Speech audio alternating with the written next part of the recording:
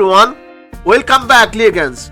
In this real-time session, 96 divided by 4 gives us 24, and here we have 12 divided by 4 which equals 3. So 24 divided by 3 is just 8. But this answer is not correct because according to the order of operations, when we have more than one division in an expression, we have to work from left to right. So here first we have to do this division, then this division, and finally this division. If we do this division before this division, it's wrong. So first we have to do this division. 96 divided by 4 gives us 24. So 24 divided by 12 divided by 4. And now we have to do this division.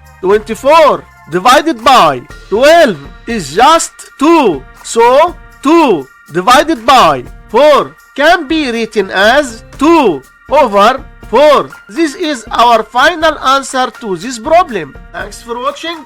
Like, subscribe, and enjoy the ride.